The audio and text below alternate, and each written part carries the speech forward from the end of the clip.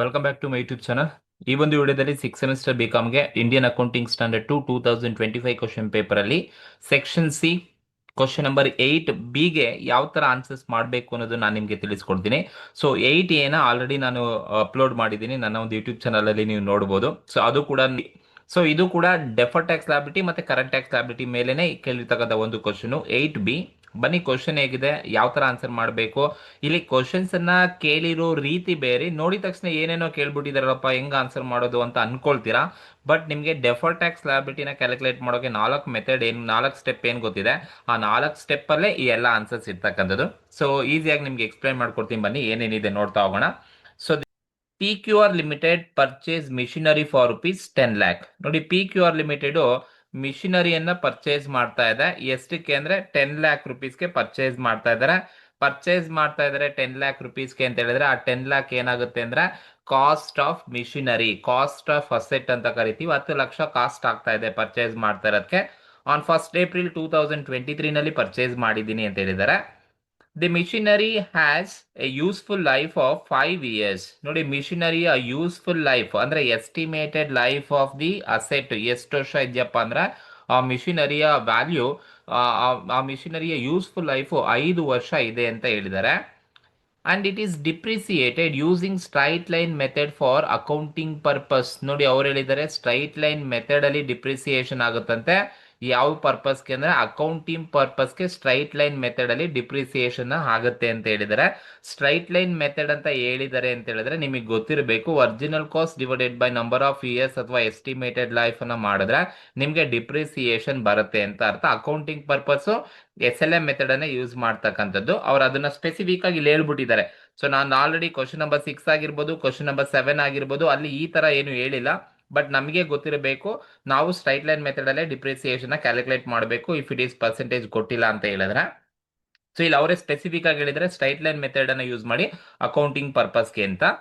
Next ಹೇಳಿದರೆ for tax purpose ಆದ್ರೆ the machinery is depreciated at 7. Depreciate ಆಗೋದು ಎಷ್ಟಂತೆ ಮಿಷಿನರಿ 25% ಪರ್ ಆನಮ್ ಅಂತ ಹೇಳಿದ್ದಾರೆ. For tax purpose depreciated at 25% per annum using WDV written down value method ಅನ್ನ use ಮಾಡ್ತಾರಂತೆ. Tax purpose ಆದ್ರೆ 25% depreciation ಇದೆ ಅಂತ ಹೇಳಿದ್ದಾರೆ. The tax rate applicable is 30%. This is tax rate ಎಷ್ಟು ಪರ್ಸೆಂಟ್ ಕೊಟ್ಟಿದಾರಪ್ಪ ಅಂದ್ರೆ 30% ಟ್ಯಾಕ್ಸ್ ರೇಟ್ ಅನ್ನ ಕೊಟ್ಟಿದ್ದಾರೆ ಒಂದು. And P Q R limited at a profit before tax. ನೋಡಿ, ಪ್ರಾಫಿಟ್ ಬಿಫೋರ್ ಟ್ಯಾಕ್ಸ್ ಕೊಟ್ಟಿದ್ದಾರೆ ಕ್ವಶನ್ ಅಲ್ಲಿ, ಅವರೇ ಕೊಟ್ಬಿಟ್ಟಿದ್ದಾರೆ. Profit before depreciation and tax ಅಂತ ಅರ್ಥ. ಪ್ರಾಫಿಟ್ ಬಿಫೋರ್ ಟ್ಯಾಕ್ಸ್ ಅಂತ ಹೇಳಿದ್ರೆ ಬಿಫೋರ್ ಡಿಪ್ರಿಸಿಯೇಷನ್ ಅಂಡ್ ಟ್ಯಾಕ್ಸ್ ಇದೆ ಅಂತ ಅರ್ಥ. 5 lakh rupees ಕೊಟ್ಟಿದ್ದಾರೆ. ಫಾರ್ ದಿ ಇಯರ್ ಎಂಡಿಂಗ್ 34 ಕೊಟ್ಟಿದ್ದಾರೆ. For the year ending 31st March 2024 ಅಲ್ಲಿ.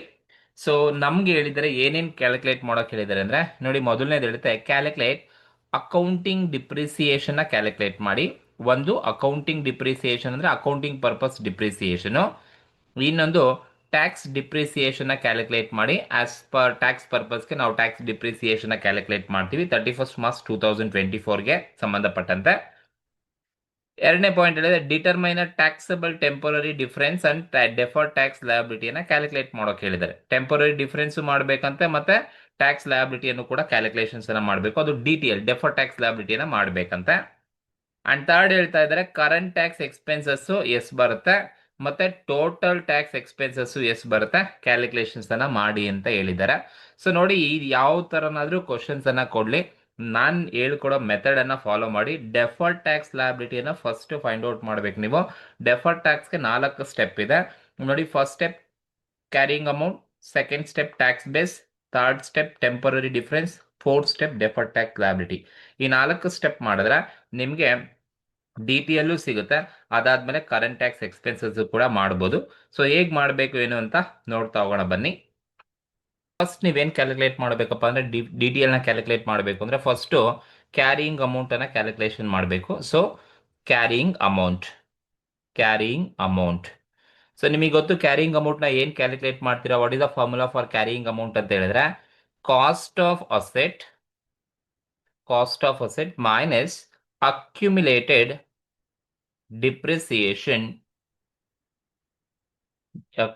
ಡಿಪ್ರಿಸಿಯೇಷನ್ ಮೈನಸ್ ಮಾಡಬೇಕು. ಸರಿನಾ? ಈಗ ಕ್ಯಾರಿಯಿಂಗ್ ಅಮೌಂಟ್ ಅನ್ನ ಕ್ಯಾಲ್ಕುಲೇಟ್ ಮಾಡ್ತೀರಾ ಅಂದ್ರೆ cost of asset minus accumulated depreciation ಮಾಡಬೇಕು. ನೋಡಿ ಕ್ವಶನ್ ಅಲ್ಲಿ ಕಾಸ್ಟ್ ಆಫ್ ಅಸೆಟ್ ಕೊಟ್ಟಿದ್ದಾರೆ. ಎಷ್ಟಿದೆಯಪ್ಪ ಕಾಸ್ಟ್ ಆಫ್ ಅಸೆಟ್ ಅಂದ್ರೆ 10 ಲ್ಯಾಕ್ ರುಪೀಸ್ ಇದೆ. ಮೈನಸ್ ಅಕ್ಯುಮುಲೇಟೆಡ್ ಡಿಪ್ರಿಸಿಯೇಷನ್ ಲೆಸ್ ಮಾಡಬೇಕು. ನೋಡಿ ಕ್ಯಾರಿಯಿಂಗ್ ಅಮೌಂಟ್ ಅನ್ನ ಕ್ಯಾಲ್ಕುಲೇಷನ್ಸ್ ಅನ್ನ ಮಾಡಬೇಕಾದ್ರೆ ನೀವು ಡಿಪ್ರಿಸಿಯೇಷನ್ ಏನ್ ಕ್ಯಾಲ್ಕುಲೇಟ್ ಮಾಡ್ತಿರಲ್ಲಪ್ಪ ಅದು ಅಕೌಂಟಿಂಗ್ ಪರ್ಪಸ್ ಇರೋ ಡಿಪ್ರಿಸಿಯೇಷನ್ ಅಂತ ಅರ್ಥ. ಸೊ ಆ ಡಿಪ್ರಿಸಿಯೇಷನ್ ಹೇಗೆ ಕ್ಯಾಲ್ಕುಲೇಟ್ ಮಾಡಬೇಕು ಅಂತ ಹೇಳಿದ್ರೆ, ಸೊ ನಿಮಗೆ ಕ್ಯಾರಿಯಿಂಗ್ ಅಮೌಂಟ್ ಅನ್ನ ಕ್ಯಾಲ್ಕುಲೇಟ್ ಮಾಡಬೇಕಾದ್ರೆ ಡಿಪ್ರಿಸಿಯೇಷನ್ ಹೇಗೆ ಕ್ಯಾಲ್ಕುಲೇಟ್ ಮಾಡ್ತೀರಾ ಅಂದ್ರೆ cost of asset divided by estimated life ಅಥವಾ ಯೂಸ್ಫುಲ್ ಲೈಫ್ ಅಂತ ಟ್ರೀಟ್ ಮಾಡ್ತೀವಿ. ಇದು ಫಾರ್ಮುಲಾ ಇರ್ತಕ್ಕಂಥದ್ದು. ಈಗ ಈ ಕಾಸ್ಟ್ ಆಫ್ ಅಸೆಟ್ 10 ಲಕ್ಷ ರೂಪಾಯಿ ಕೊಟ್ಟಿದ್ದಾರೆ, ಡಿವೈಡೆಡ್ ಬೈ ಎಸ್ಟಿಮೇಟೆಡ್ ಲೈಫ್ ಅಂದ್ರೆ ಯೂಸ್ಫುಲ್ ಲೈಫ್ ಎಷ್ಟು ವರ್ಷ ಇದೆ, 5 ಇಯರ್ಸ್ ಇದೆ.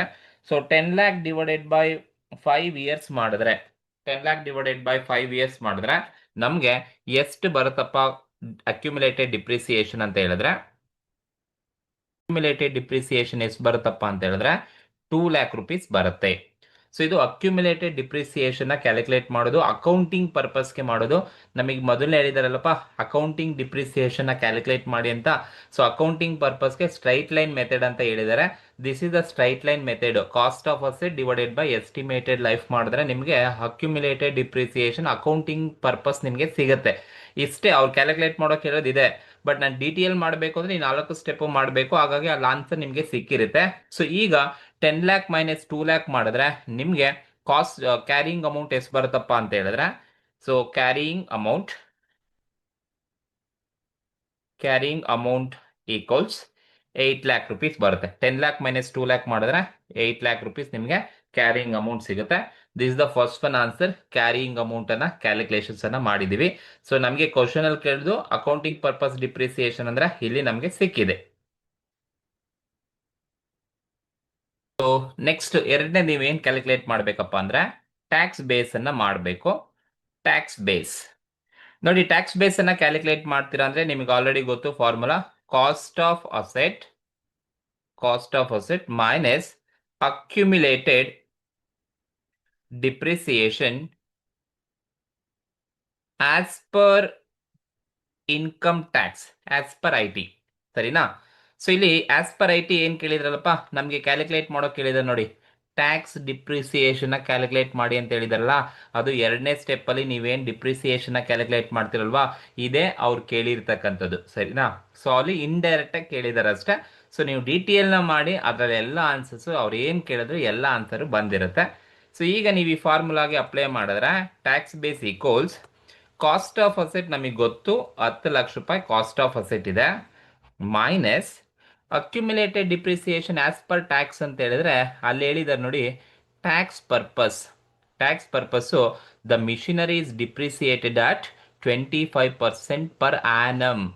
ಸೊ ಟ್ಯಾಕ್ಸ್ ಪರ್ಪಸ್ಸು ಡಿಪ್ರಿಸಿಯೇಷನ್ ಎಷ್ಟು ಆಗ್ತಾ ಇದೆಯಂತೆ 25% ಪರ್ ಆನಮ್ ಅಂತ ಅವರೇ ಸ್ಪೆಸಿಫಿಕ್ ಆಗಿ ಹೇಳಿದ್ದಾರೆ. ಯಾವ ಪರ್ಪಸ್ ಅಲ್ಲಿ ಇದು? ಟ್ಯಾಕ್ಸ್ ಪರ್ಪಸ್ಗೆ 25% ಡಿಪ್ರಿಸಿಯೇಷನ್ ಅಂತ ಹೇಳಿದ್ದಾರೆ. ಸೊ ಯಾವುದ್ರ ಮೇಲೆ 25% ಅಪ್ಪ ಅಂತ ಹೇಳಿದ್ರೆ, ಸೊ ಈ 10 ಲ್ಯಾಕ್ ರುಪೀಸ್ ಮೇಲೆ ನಾವು 25% ಅನ್ನ ಮಾಡಬೇಕು.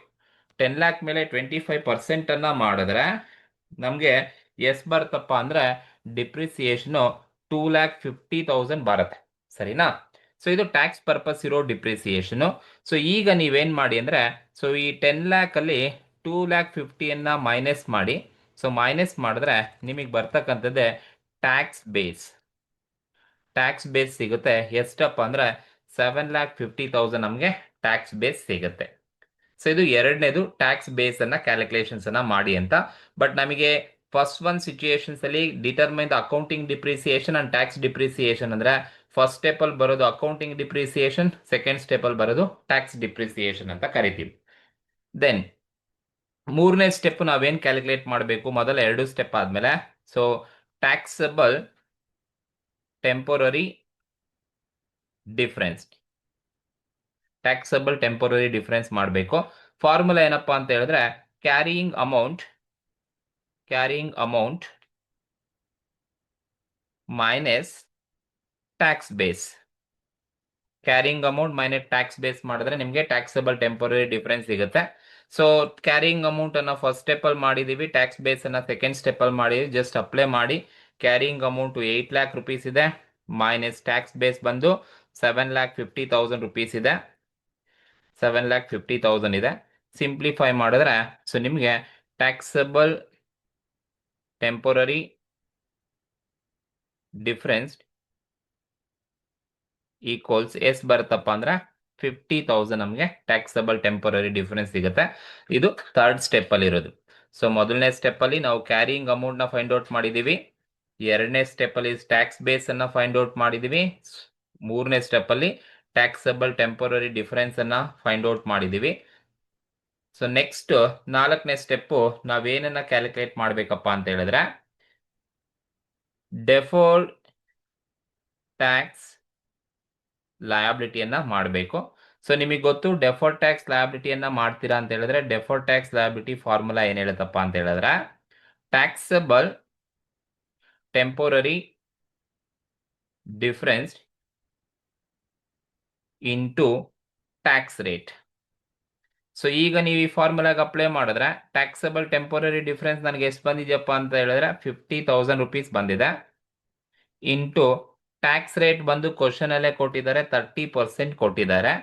ಸೊ ನೀವು 50,000 ಮೇಲೆ 30% ಅನ್ನ ಮಾಡಿದ್ರೆ ನಮಗೆ ಡೆಫರ್ಡ್ ಟ್ಯಾಕ್ಸ್ ಲಯಬಿಲಿಟಿ ಎಷ್ಟು ಬರುತ್ತಪ್ಪ ಅಂತ ಹೇಳಿದ್ರೆ ಡೆಫರ್ಡ್ ಟ್ಯಾಕ್ಸ್ ಲಯಬಿಲಿಟಿ ಈಕ್ವಲ್ಸ್ 15,000 ನಮಗೆ ಸಿಗುತ್ತೆ. ಸೊ ಇದು ಡೆಫರ್ಡ್ ಟ್ಯಾಕ್ಸ್ ಲಯಬಿಲಿಟಿ ಎರಡನೇ ಪಾಯಿಂಟ್ ನಮಗೆ ಕೇಳಿರೋದು. ಸೊ ಒಂದು ಟೆಂಪೊರರಿ ಡಿಫರೆನ್ಸ್ ಕೇಳಿದ್ದಾರೆ ಮತ್ತೆ ಡೆಫರ್ಡ್ ಟ್ಯಾಕ್ಸ್ ಲಯಬಿಲಿಟಿ ಕೇಳಿದ್ದಾರೆ. ಟೆಂಪೊರರಿ ಡಿಫರೆನ್ಸ್ ಥರ್ಡ್ ಸ್ಟೆಪ್ ಅಲ್ಲಿ ಬರುತ್ತೆ, ಡೆಫರ್ಡ್ ಟ್ಯಾಕ್ಸ್ ಲಯಬಿಲಿಟಿ ಬಂದು ಫೋರ್ತ್ ಸ್ಟೆಪ್ ಅಲ್ಲಿ ನಮಗೆ ಸಿಗುತ್ತೆ. ಸರಿನಾ? ಸೊ ಇದು ಡೆಫರ್ಡ್ ಟ್ಯಾಕ್ಸ್ ಲಯಬಿಲಿಟಿಯನ್ನ ಕ್ಯಾಲ್ಕುಲೇಷನ್ಸ್ ಅನ್ನ ಮಾಡಿರ್ತಕ್ಕಂಥದ್ದು. ನೆಕ್ಸ್ಟ್ ಈ ಡೆಫರ್ಡ್ ಟ್ಯಾಕ್ಸ್ ಲಯಬಿಲಿಟಿ ಆದ್ಮೇಲೆ ಮೂರನೇದು ಕೇಳಿದರೆ ನಮಗೆ ಕರೆಂಟ್ ಟ್ಯಾಕ್ಸ್ ಎಕ್ಸ್ಪೆನ್ಸಸ್ ಕೇಳಿದ್ದಾರೆ, ಅಂದ್ರೆ ಕರೆಂಟ್ ಟ್ಯಾಕ್ಸ್ ಲಯಬಿಲಿಟಿಯನ್ನ ಕ್ಯಾಲ್ಕುಲೇಟ್ ಮಾಡಬೇಕು. ಸೊ ಐದನೇದು ಬಂದು calculation of current tax liability. So current tax ಲಯಬಿಲಿಟಿಯನ್ನ ಕ್ಯಾಲ್ಕುಲೇಷನ್ಸ್ ಅನ್ನ ಮಾಡಬೇಕು. ಹೇಗೆ ಕರೆಂಟ್ ಟ್ಯಾಕ್ಸ್ ಲಯಬಿಲಿಟಿಯನ್ನ ಕ್ಯಾಲ್ಕುಲೇಷನ್ಸ್ ಅನ್ನ ಮಾಡ್ತೀರಪ್ಪ ಅಂತ ಹೇಳಿದ್ರೆ ಕ್ಯಾಲ್ಕುಲೇಟ್ ಮಾಡಬೇಕು ಅಂದ್ರೆ ಈ ತರ ಕಾಲಮ್ಸ್ ಅನ್ನ ಹಾಕೊಳ್ಳಿ, particulars, accounting profit, taxable profit ಅಂತ. ಕ್ವಶನ್ ಅಲ್ಲಿ ಪ್ರಾಫಿಟ್ ಬಿಫೋರ್ ಡಿಪ್ರಿಸಿಯೇಷನ್ ಅಥವಾ ಬಿಫೋರ್ ಟ್ಯಾಕ್ಸ್ ಅಂತ ಕ್ವಶನ್ ಅಲ್ಲಿ ಏನಾದ್ರೂ ಕೊಟ್ಟಿದಾರ ಒಂದ್ಸಲಿ ಚೆಕ್ ಮಾಡ್ಕೊಳ್ಳಿ. ನೋಡಿ ಇಲ್ಲಿ ಇರ್ತಕ್ಕಂಥ most of the information deferred tax ಲಯಬಿಲಿಟಿಗೆ ಅಪ್ಲಿಕಬಲ್ ಆಗೋದು. ಬಟ್ ಕ್ವಶನ್ ಅಲ್ಲಿ ಒಂದೇ ಒಂದು ಇನ್ಫಾರ್ಮೇಶನ್ಸ್ ಅನ್ನ ಕೊಟ್ಟಿದ್ದಾರೆ, ಏನಪ್ಪಾ ಅಂದ್ರೆ ಪ್ರಾಫಿಟ್ ಬಿಫೋರ್ ಟ್ಯಾಕ್ಸ್ ₹5 lakh ಅಂತ ಕೊಟ್ಟಿದ್ದಾರೆ. ಸರಿನಾ? So profit before tax ₹5 lakh ಅಂತ ಏನ್ ಕೊಟ್ಟಿದ್ದಾರೆ, ಸೊ ಇದು profit before depreciation and tax ಅಂತ ಅರ್ಥ. 5 lakh rupees ಏನ್ ಕೊಟ್ಟಿದ್ದಾರೆ. ಸೊ ನೀವು ಕರೆಂಟ್ ಟ್ಯಾಕ್ಸ್ ಲಯಬಿಲಿಟಿಯನ್ನ ಕ್ಯಾಲ್ಕುಲೇಟ್ ಮಾಡ್ತಾ ಇದ್ದೀರಾ ಅಂತ ಹೇಳಿದ್ರೆ ಮಾತ್ರನೇ ಈ ಪ್ರಾಫಿಟ್ ಬಿಫೋರ್ ಡಿಪ್ರಿಸಿಯೇಷನ್ ಅಥವಾ ಬಿಫೋರ್ ಟ್ಯಾಕ್ಸ್ ಅಂತ ಏನ್ ಕೊಟ್ಟಿರ್ತಾರೆ ಅದು ಕರೆಂಟ್ ಟ್ಯಾಕ್ಸ್ ಲಯಬಿಲಿಟಿಯನ್ನ ಕ್ಯಾಲ್ಕುಲೇಟ್ ಮಾಡ್ಲಿಕ್ಕೆ ಯೂಸ್ ಮಾಡ್ತಕ್ಕಂಥದ್ದು. ಹಾಗಾಗಿ ಸೊ ನಮ್ಗೆ ಇಲ್ಲಿ ಪ್ರಾಫಿಟ್ ಬಿಫೋರ್ ಟ್ಯಾಕ್ಸ್ ಕೊಟ್ಟಿದ್ದಾರೆ ಅಂತ ಹೇಳಿದ್ರೆ that is profit before depreciation and tax ಅಂತ ಅರ್ಥ.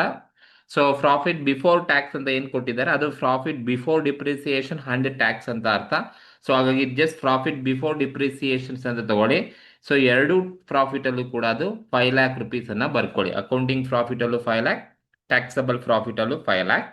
ಸೊ ಈಗ ಪ್ರಾಫಿಟ್ ಬಿಫೋರ್ ಡಿಪ್ರಿಸಿಯೇಷನ್ ತಗೊಂಡಾದ್ಮೇಲೆ ಸೊ ನೀವೇನ್ ಮಾಡ್ಬೇಕಪ್ಪ ಅಂದ್ರೆ ಏನನ್ನ ಲೆಸ್ ಮಾಡ್ಬೇಕಪ್ಪ ಅಂದ್ರೆ ಡಿಪ್ರಿಸಿಯೇಷನ್ ಲೆಸ್ ಮಾಡಬೇಕು.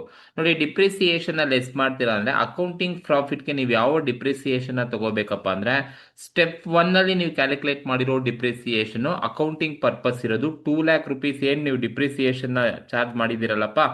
ಸೊ ಏನು ನಮಗೆ 2 lakh rupees ಫಸ್ಟ್ ಸ್ಟೆಪ್ ಅಲ್ಲಿ ಡಿಪ್ರಿಸಿಯೇಷನ್ ಚಾರ್ಜ್ ಮಾಡಿದ್ದಾರೆ, ಆ ಫಸ್ಟ್ ಸ್ಟೆಪ್ ಅಲ್ಲಿ ಇರೋ 2 lakh rupees ಡಿಪ್ರಿಸಿಯೇಷನ್ ನೀವು ಅಕೌಂಟಿಂಗ್ ಪ್ರಾಫಿಟ್ ಅಲ್ಲಿ ತಗೋಬೇಕಾಗತ್ತೆ. That is 2 lakh rupees. ಇಲ್ಲಿ ತೋರಿಸಿದ್ದೀನಿ, ದಟ್ ಈಸ್ ಸ್ಟೆಪ್ 1 ಅಲ್ಲಿ ಇರ್ತಕ್ಕಂಥ ಡಿಪ್ರಿಸಿಯೇಷನ್.